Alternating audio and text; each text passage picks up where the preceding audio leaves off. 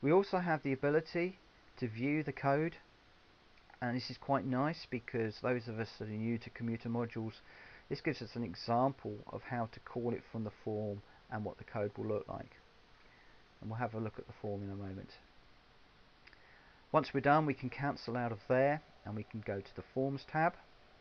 We can select our form, WebOI 8. We've got a pop-up on there that we want to convert, so we'll select that from the drop down, and that returns to key. Now it's specifically not ID for WebOI, we need to choose key even though we are returning an ID, and we can go ahead and convert the form. Now this will convert both the form as it's doing now, and it will give us a message to say that that has been converted.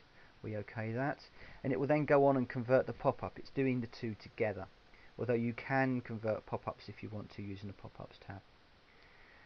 The menu, it will already create a menu for us, so WebOI demo, and we've got a couple of contacts here. I'll leave those for the moment. Help, close window, log out, etc. But I can go to launch now and I can run OECGI2, and in here the password, so the username is administrator.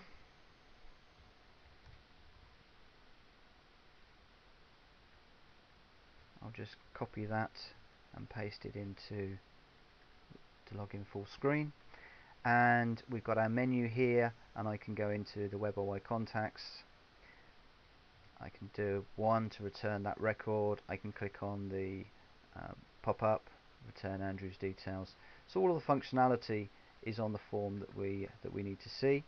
In addition, I can go in and I can write some data to the form. So child 2, save that, and that's saved away. Now on the form, the menu is a bit strange because it's got WebOI demo, contacts and contacts.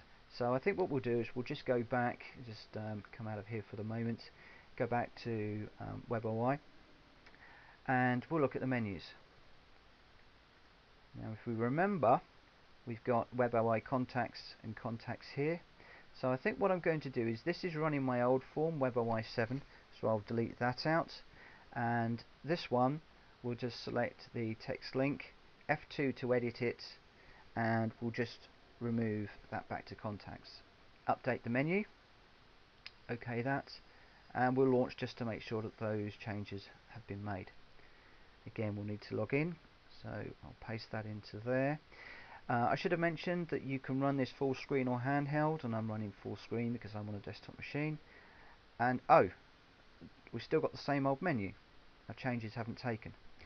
I just happen to know from playing around that what we need to do in here is go into the services.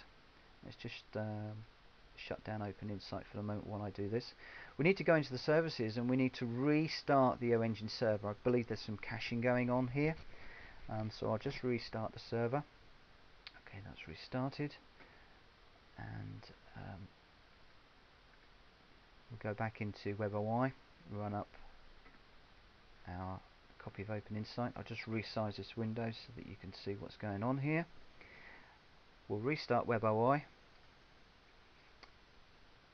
and on this occasion we'll just go in and we'll launch the form, username, password, and now we've just got contacts, so it has made those changes. And if I go into contacts, you can see that we're actually running the version 8 form of this particular application.